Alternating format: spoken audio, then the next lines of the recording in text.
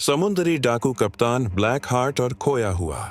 ये पन्ना सन 1700 के दशक में, जब कैरेबियन सागर में जहाजों का लूटा जाना आम था, एक नाम ऐसा था जिसे सुनकर बड़े बड़े व्यापारी भी कांप जाते थे। कप्तान इयान ब्लैक हार्ट मैग्रेगर। उसका जहाज साइलेंट वेंचर एक काला प्रेत जैसा था जो रात के अंधेरे में बिना आहट दिए आता था। ब्लैक हार्ट एक क्रूर डाकू था, लेकिन उसकी एक सनक थी। उसे सोने, गहनों या मसालों से ज्यादा दिलचस्पी किताबों और नक्शों में थी। उसकी सबसे बड़ी चाहत थी Atlas of the seven seas नामक एक प्राचीन किताब, जिसमें दुनिया के सबसे गुप्त खजानों के ठिकाने दर्ज थे।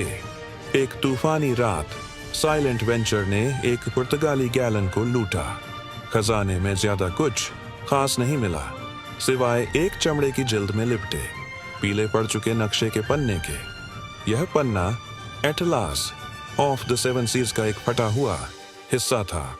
इस पर एक द्वीप और एक रहस्यमयी प्रतीक बना हुआ था, जिसके नीचे केवल 3 शब्द लिखे थे, जहां सूरज सोता है। ब्लैक हार्ट समझ गया कि यह पन्ना उसे एक महान खजाने तक ले जाएगा। अगले 2 महीने साइलेंट वेंचर पश्चिम की ओर अज्ञात और खतरनाक लहरों को चीरता हुआ बढ़ता गया। उसका वफादार साथी नेविगेटर जेन, जिसने तारों और हवाओं को पढ़ना सीखा था, इस नक्शे के रहस्यों को सुलझाने की कोशिश कर रहा था। अंत में वे एक ऐसे द्वीप पर पहुंचे जिसका किनारा घने कांटेदार पेड़ों और ऊंची काली चट्टानों से घिरा हुआ था।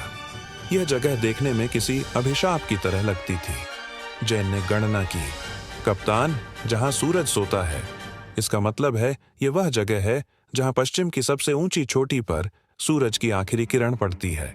वे चट्टानों पर चढ़े और घने जंगल में घुस गए। कई घंटों की मशक्कत के बाद वे द्वीप के पश्चिमी सिरे पर पहुंचे। सामने एक विशाल पुरानी पत्थर की मेहराब थी और शाम का सूरज ठीक उसी मेहराब के बीच से डूब रहा था।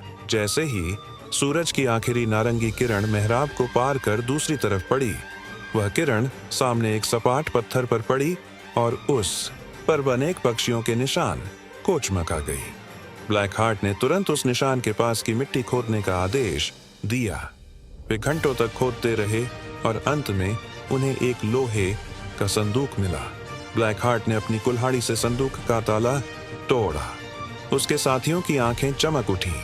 वे हीरे, मोती और सोने की उम्मीद कर रहे थे, लेकिन संदूक के अंदर सोना या गहना नहीं था। उसके अंदर केवल एक वस्तु थी, एक सोने की चाबी और उसके